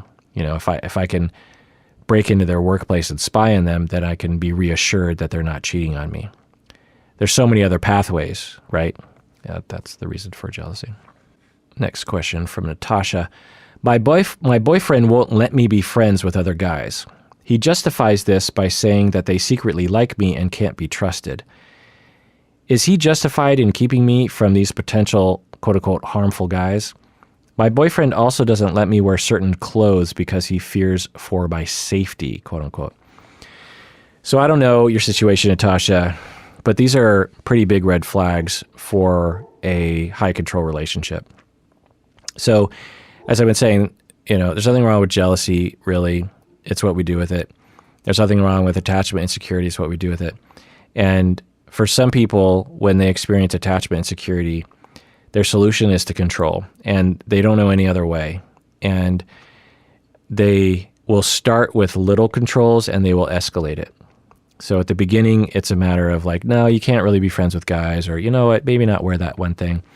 But their insecurity doesn't go away. And so as the relationship, so say you give in on these things, well, their attachment insecurity will persist, and they'll look for additional controlling solutions to alleviate their attachment insecurity. And so they won't let you be friends with girls, with women. They won't let you wear anything. They won't let you leave the house. They won't let you have social media. It tends to progress because they're chasing a dragon. They're chasing a ghost. They believe that if they control, they can reduce and it will temporarily reduce their attachment insecurity, but the attachment insecurity will come on strong, soon. So unless he knows this about himself and gets therapy, you run the risk of this happening and it progressing in it and you becoming broken down and controlled and abused. It can escalate to violence and sexual violence. So Natasha, be very careful about, and everyone be very careful about partners like this. And women can be this way too. Women can be very controlling along these lines as well. So that's what I'll say about that. But you're saying, is he justified in keeping you from these potential harmful guys? No. If you want to have friends and they happen to be men, he is not justified in just saying, the way you phrase it, you're like, my boyfriend won't let me be friends with other guys. No one is justified in barring another person from being friends with someone else. Now, he could say, it's a deal breaker for me that my partner my partner has friends that are boys. He could say, I can't deal with that. But he has to make that choice for himself. He can't impose that policy on other people. It's not a great policy, I would say, but he can make that choice if he's just like, well, I need to break up with this. But he can't say, I'm not going to let you be friends with other guys. That's a huge red flag. It's one thing to get jealous. It's one thing to be upset. It's another thing to not let you be friends, okay? And then he says, they secretly like you. That's not necessarily true. And of course, that's not necessarily true. It's a ridiculous cultural notion that's out there that is perpetuated by all sorts of sexist issues. But certainly, now, might these other guys like you? Yeah, maybe. Might you like them? I don't know. Can these guys be trusted? Well, the issue is, can you be trusted? That, because let's say that all your guy friends, Natasha, secretly like you, and at some point will hit on you. Well, if you don't like them, then everything's fine, right? Let's say the guys are like, hey, let's make out. And you're like, nope, I don't want to. My cat just jumped down. I don't know if you heard that little crash. Let's say that one of the guys secretly likes you and says, hey, let's make out. Well, if you can be trusted, then you're just going to be like, no, I have a boyfriend. I don't want to make out with you. This whole notion of, well, if other guys are going to like you, so what? And this notion of like, well, I need to possess my woman, my woman is mine and no man can look at her, is just a really sexist idea. Anyway, Casey says, what is the best way to navigate moving in with a partner? What are normal obstacles during the moving in transition, or what are some red flags to look out for? Those are two questions, but the moving in process with a partner is extremely fraught. So a lot of couples they'll be kind of giddy, right? They're like, yay, we're moving in together. Okay, good that you're happy, but there are going to be ups and downs. Even if you've dated for 5 years, when you move in with someone, it is a huge transition. There are so many changes that occur, and just be ready. There's going to be ups and downs, and it's going to be adjustment. In some ways, it's starting the relationship. In some ways, it's essentially starting the relationship at another level of intensity, right? And, because a lot of people will say it's like, oh, it's the next step. Okay, great. But know that you had your relationship before you lived together, and now you're going to be in a relationship while living together. And they will be different relationships. So take it seriously, I guess is my point. Here's another question that I get a lot. Ananya says, how do you bring up marriage if you aren't sure whether or not your partner is okay with it? bring it up. Like, so there's a number of scenarios. Your partner desperately does not want to marry you and will be terrified if you bring it up. There's another scenario where your partner is going in that direction and willing to talk about it. There's another scenario where your partner really wants to talk about marriage with you and is waiting for you to bring it up.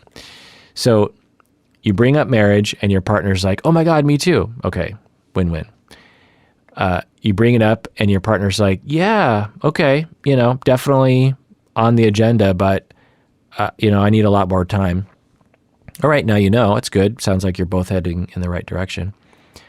Third scenario, you bring up marriage and your partner's like, oh my God, no, I don't want to marry you, or this is way too soon. What are you doing? Well, you should know that, right? And let's say your partner is like, I break up with you because you brought up marriage. Well, it's good to find that out now than later, right? Don't wait. Find out now. Don't waste your time. The other thing I'll say is, what are you afraid of? And I would address that in therapy. Are you afraid of rejection? And is this a general pattern that you're in where you're afraid to bring something up because you're quite sure you're going to be rejected for being who you are? If you want to marry someone and that's in your heart, you deserve to voice that. And if someone doesn't like that, they deserve to say they don't like it. So I wonder where that question is coming from, I guess is the point. All right, here's another question from Hannah. She says, it seems like every guy I date cannot let go of watching pornography. I do not watch it because I have morals, and there are men who don't have to watch it. I feel hopeless. Why have we normalized watching porn? All right, so your question, you're bringing some background, but your question is, why have we normalized watching porn? Well, it's a complicated topic, and I, briefly kind of talked about it earlier, but we've perhaps normalized it because it's not abnormal. A lot of people watch porn.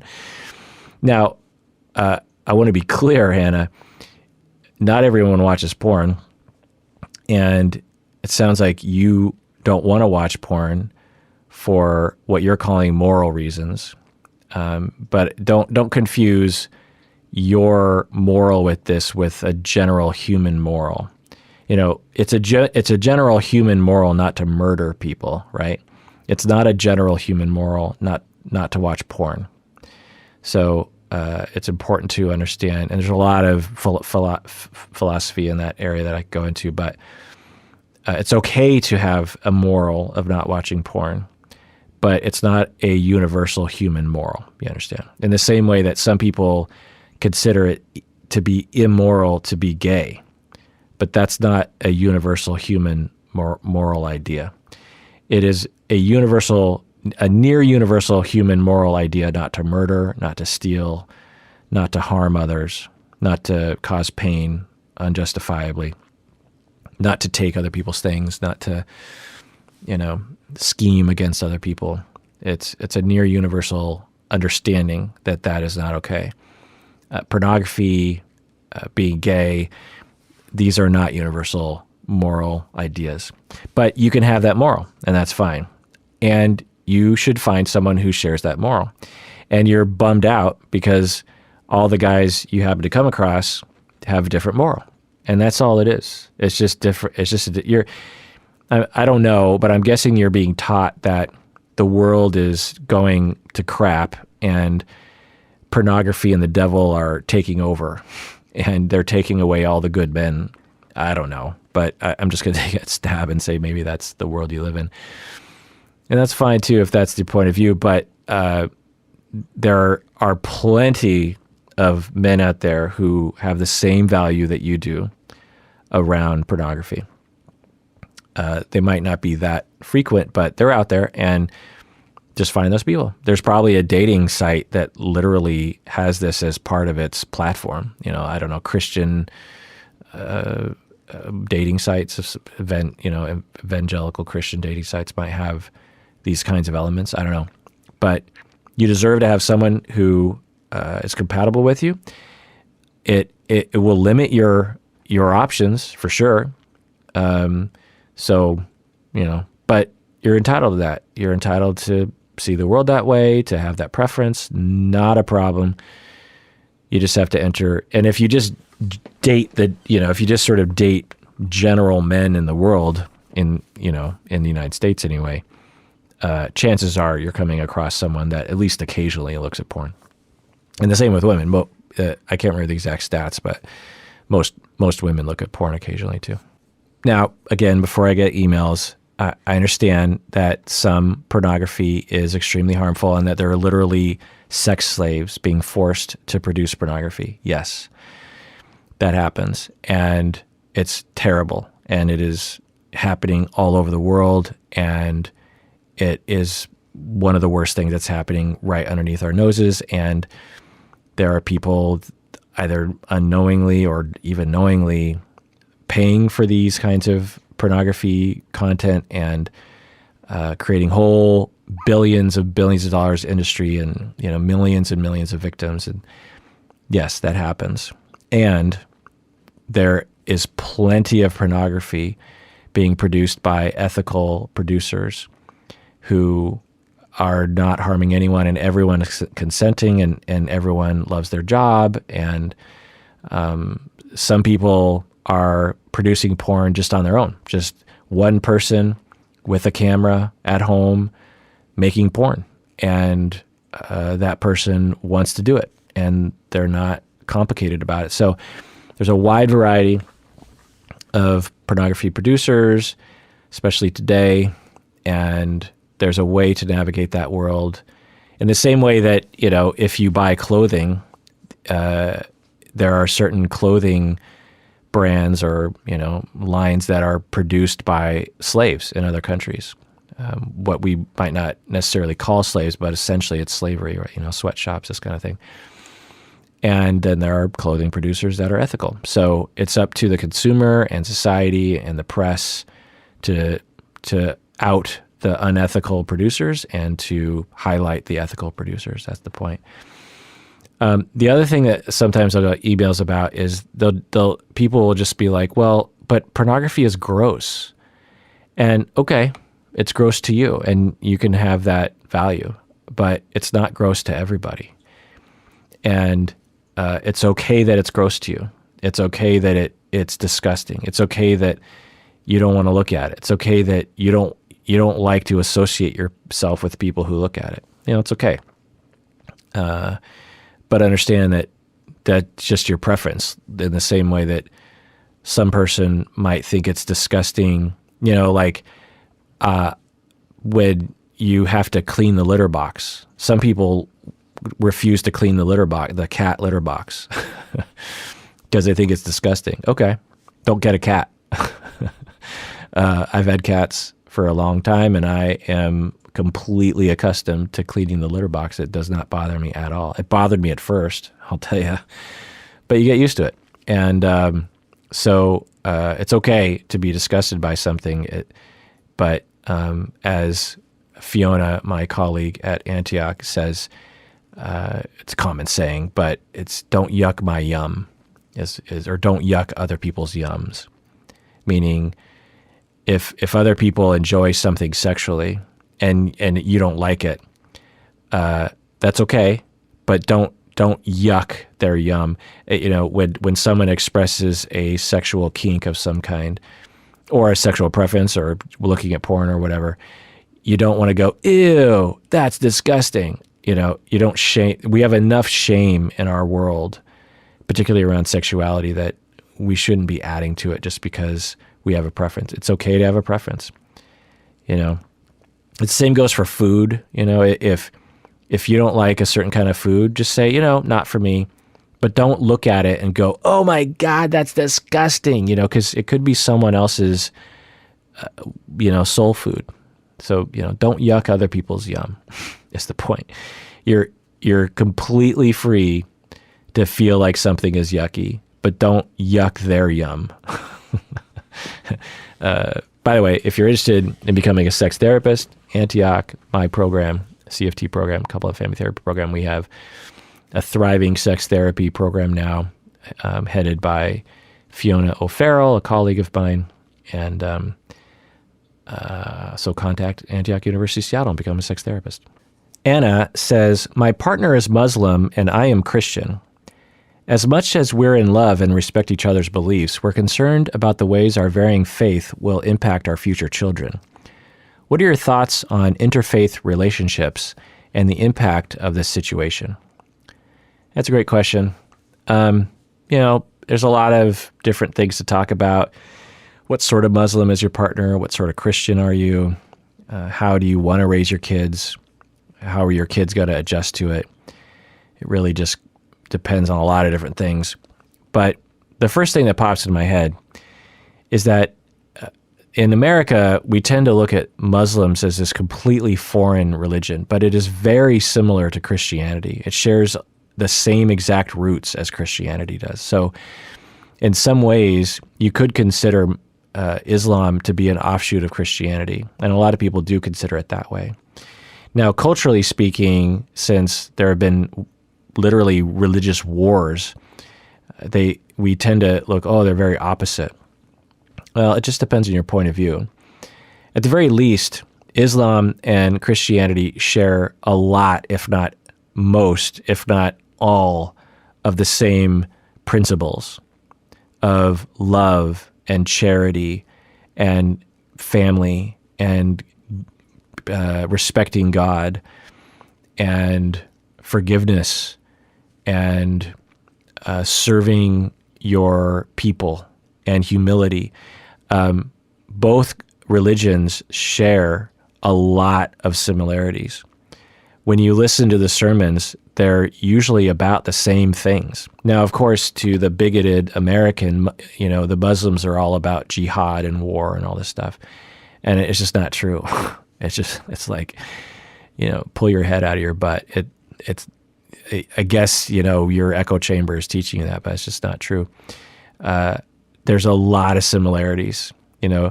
Religions emerge in social structures for a reason, and they emerge from humans, and they emerge from the same intention often, which is to govern behavior and to elevate us to the divine.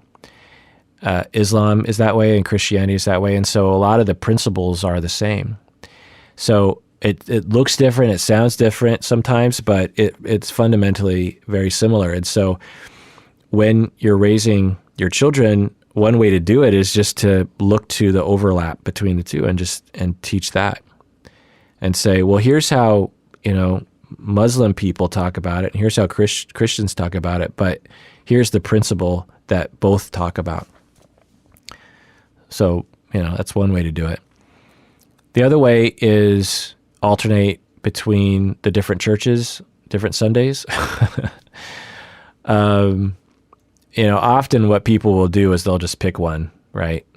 Or pick neither, right? So, but there's so many ways to do it.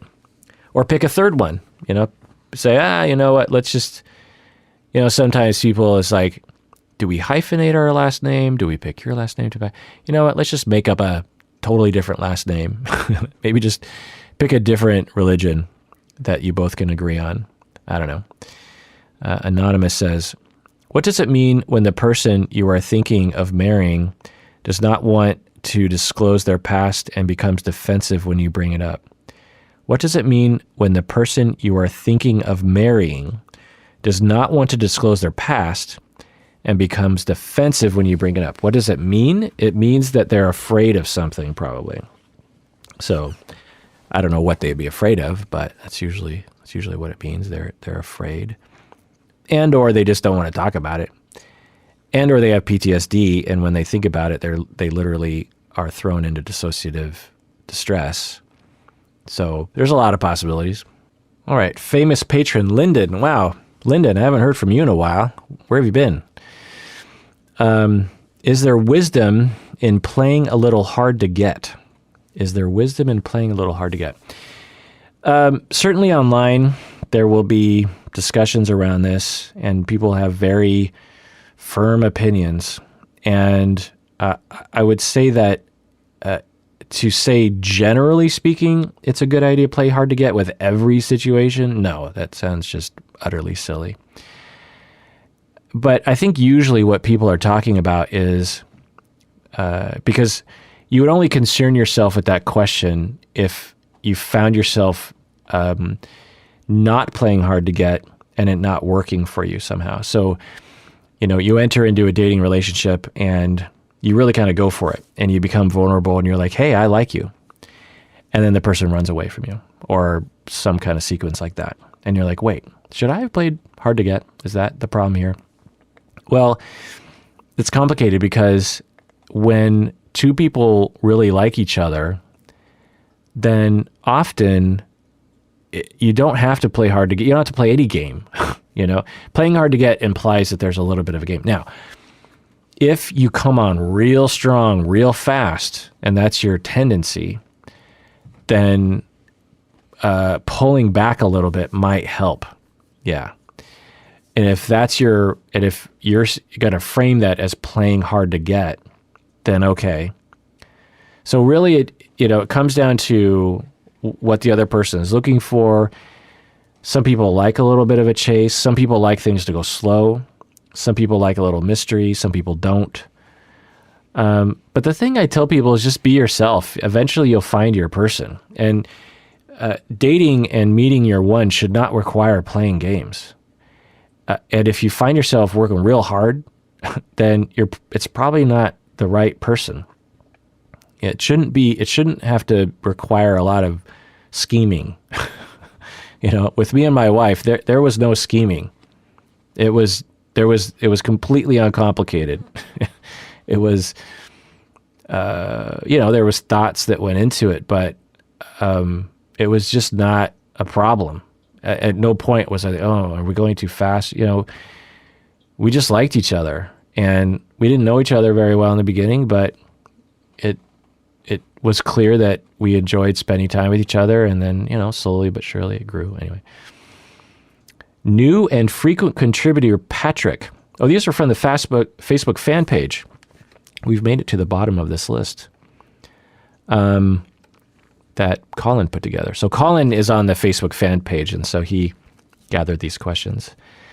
New and frequent contributor Patrick says, what are your tips on long-term dating for people who are very introverted and have trouble expressing feelings in a way their partner can understand? What are your tips on long-term dating for people who are very introverted and have trouble expressing feelings in a way their partner can understand? Well, introverted people aren't necessarily bad at expressing their feelings.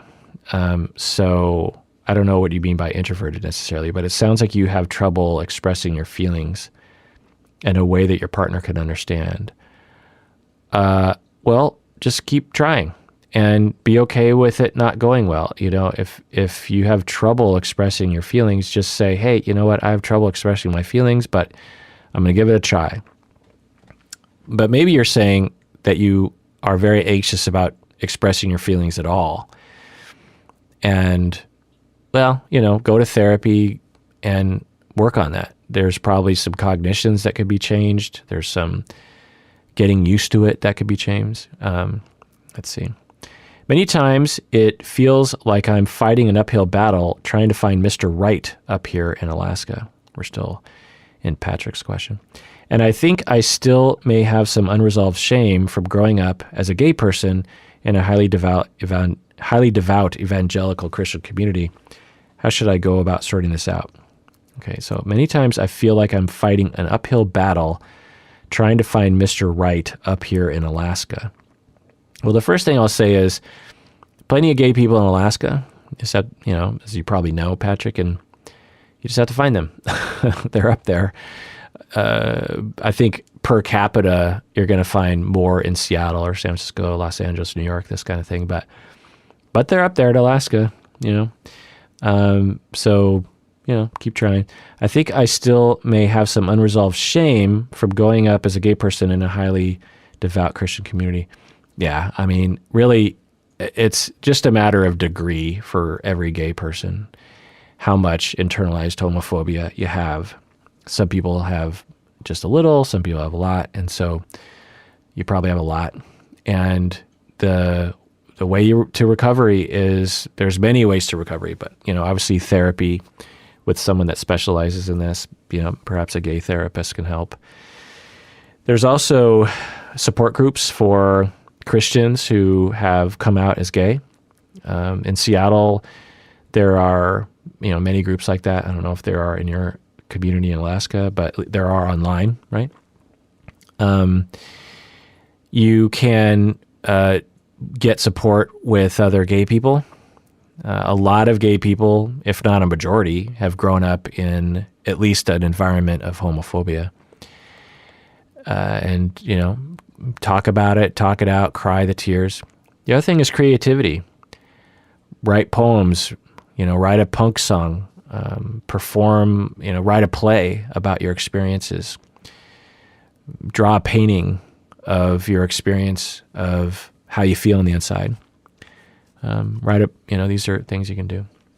But the bottom line is that you're a good person, Patrick, and you deserve to be in a world that does not discriminate against you and does not think ill of you, does not think that you're wrong, and does not think that you're going to hell, and does not think that you need to be changed. You're good as you are. You're a special, warm, good person who is trying. And there's many people out there who would want to be with you and will be patient with you and will take the time for you to express your feelings, and be a safe person.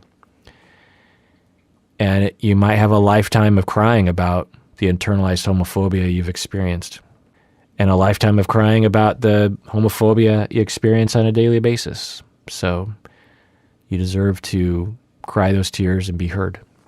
All right, there's a couple questions related to this, but I'll read Jess's question. In the past, I have often had people act committed, but say they never want to put a label on our relationship. How can you tell if someone is really committed?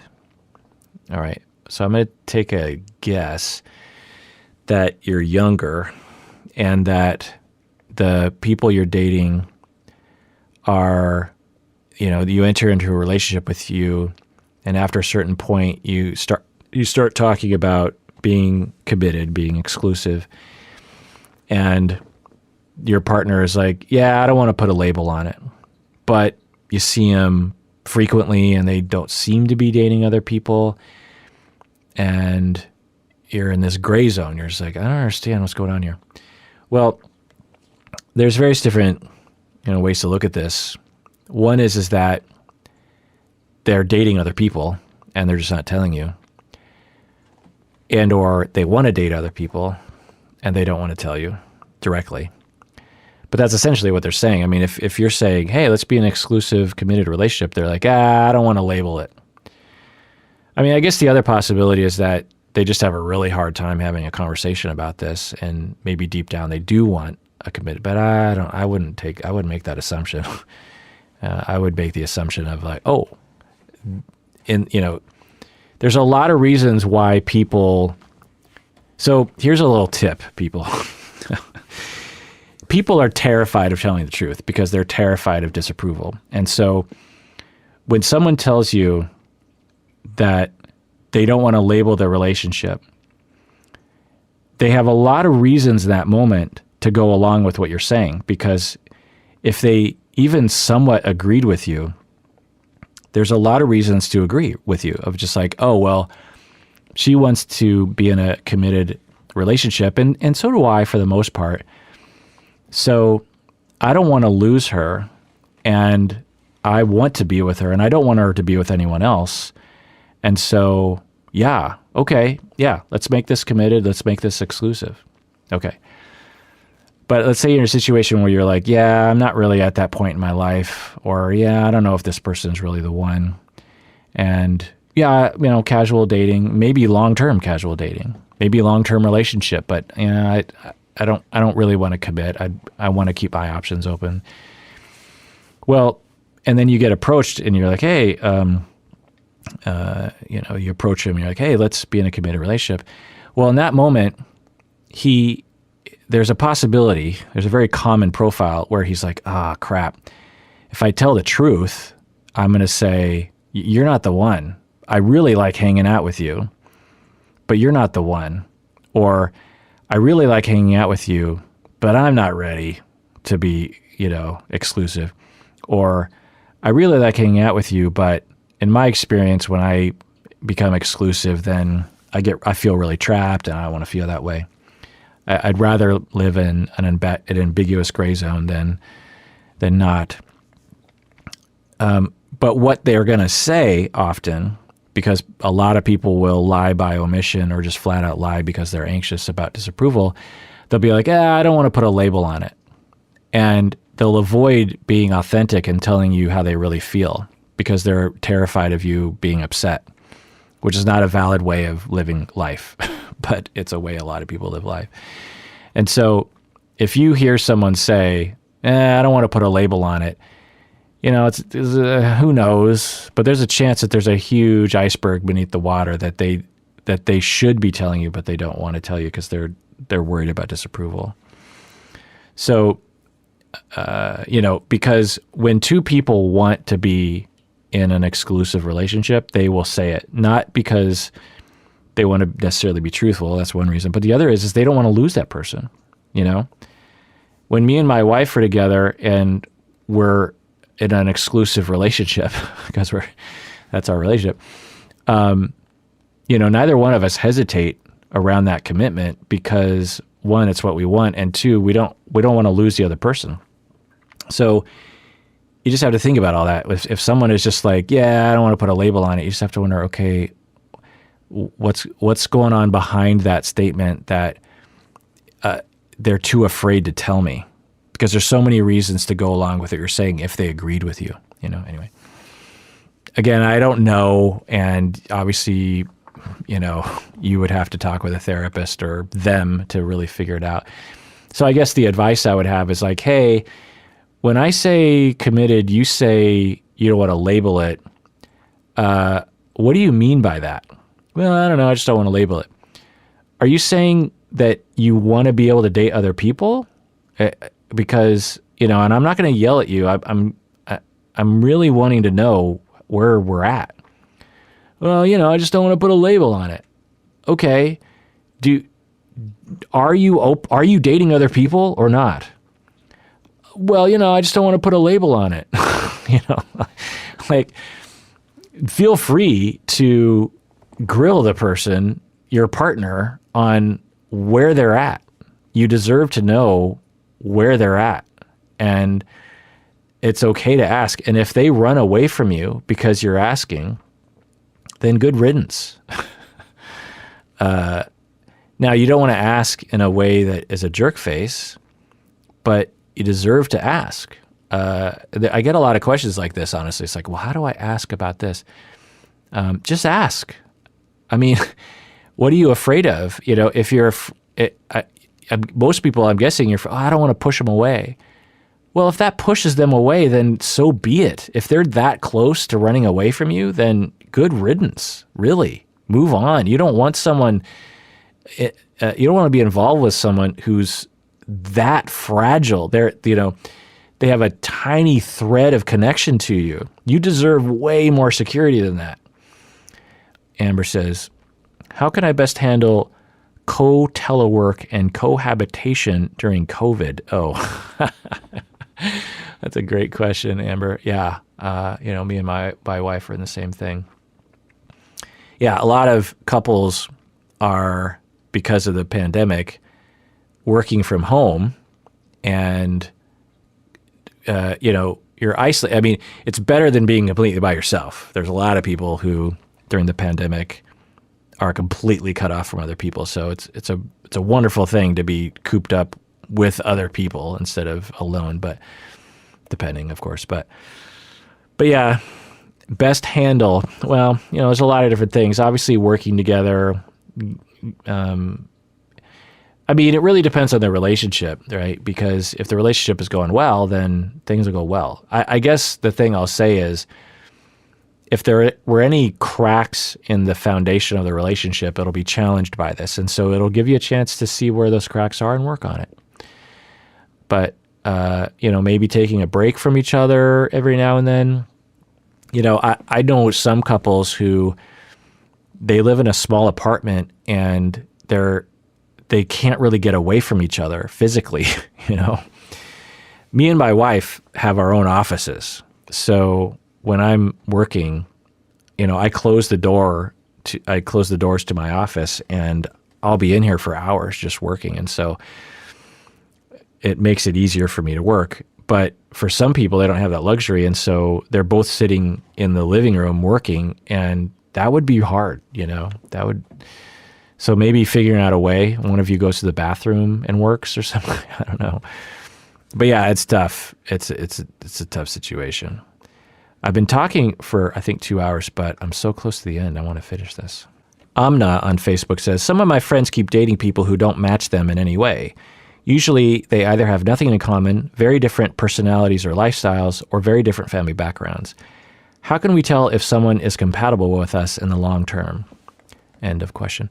Hard to know. I mean, there's just so much to say, but it's usually a trial and error thing, honestly.